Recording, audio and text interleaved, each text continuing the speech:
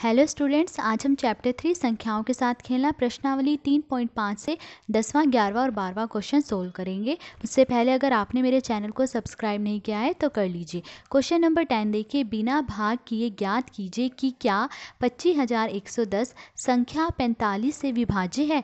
तो हमें इस क्वेश्चन में ये बताना है कि क्या जो ये संख्या दी गई है ये 45 से विभाज्य है। क्या ये संख्या 45 से पूरी तरह भाग होती है, हमें ये बताना है। पर हमें भाग नहीं करना है, बिना भाग किए बताना है। तो अभी देखिए, हमने जो है विभाज्यता की जांच पढ़ी थी। ठीक है, हमने किन किन संख्याओं की पढ़ी थी? 2 की, 3 की, 5 की, 8 की, 4 की, इन सब की हमने जो है विभाज्यता की जांच पढ़ी थी।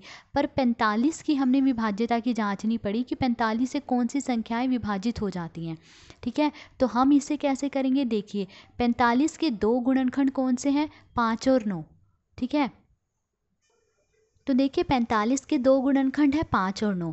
तो अब ये देखने के लिए कि क्या ये संख्या 45 से भाग होती है, हम क्या करेंगे? हम ये देख लेंगे कि अगर ये संख्या 5 और 9 से भाग हो जाती है तो इसका मतलब 45 से भी भाग हो जाती है। अब 5 से कौन सी संख्याएं भाग होती हैं? 5 से वो संख्याएं विभाजित होती हैं या वो संख्याएं पूरी तरह विभाजित हो जाती हैं जिन संख्याओं का आखिरी अंक या इकाई का अंक क्या हो? 0 हो।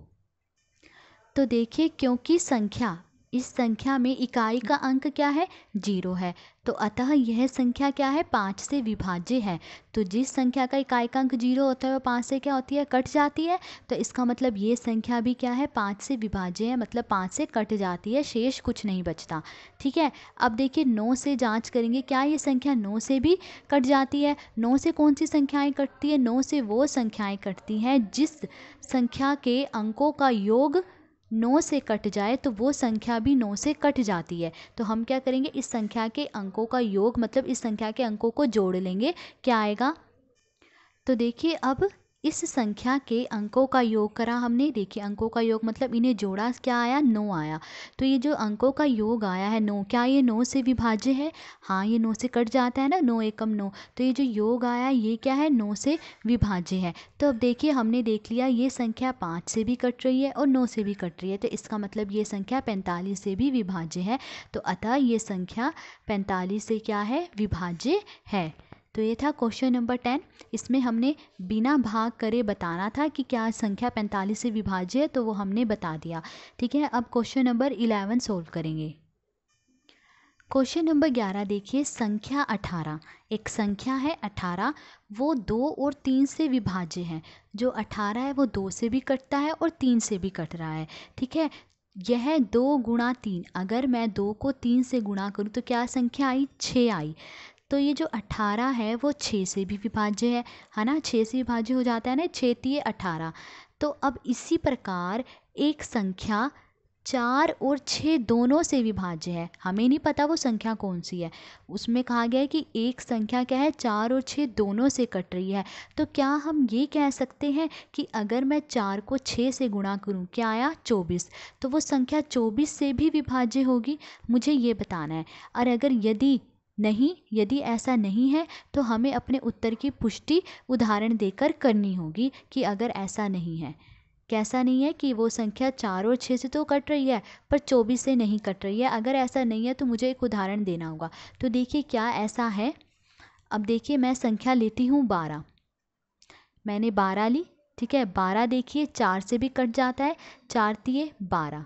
ठीक है, 12 6 से भी कट जाता है, 6 कम 6, 6 दूनी 12। ठीक है, 6 से भी कट रहा है, 4 से भी कट रहा है। पर क्या 12 24 से कट जाता है? 12 को मैं 24 से भाग दूं, क्या ये कट रहा है? नहीं कट रहा। इसका मतलब हमारा आंसर क्या होगा? नहीं होगा।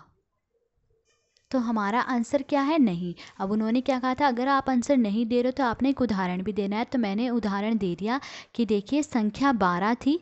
ठीक है, ये दोनों संख्याएं 4 और 6 से तो कट रही है, विभाज्य है मतलब कट रही है।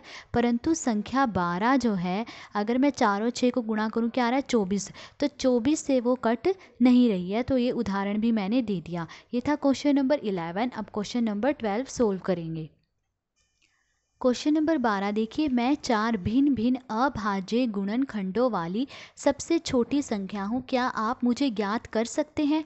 तो इस क्वेश्चन में मुझे एक छोटी संख्या बतानी है जिसके 4 भिन्न भिन्न मतलब अलग अलग अभाज्य गुणनखंड हैं। ऐसी एक छोटी संख्या मुझे बतानी है।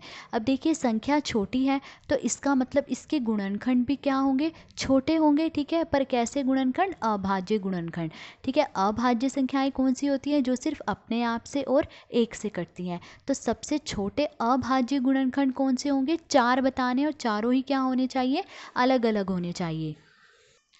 तो देखिए 4 सबसे छोटे अभाज्य गुणनखंड कौन से हैं। सबसे छोटा अभाज्य संख्या कौन सी है, 2, ठीक है। 2 सिर्फ अपने आप से और 1 से कटती है।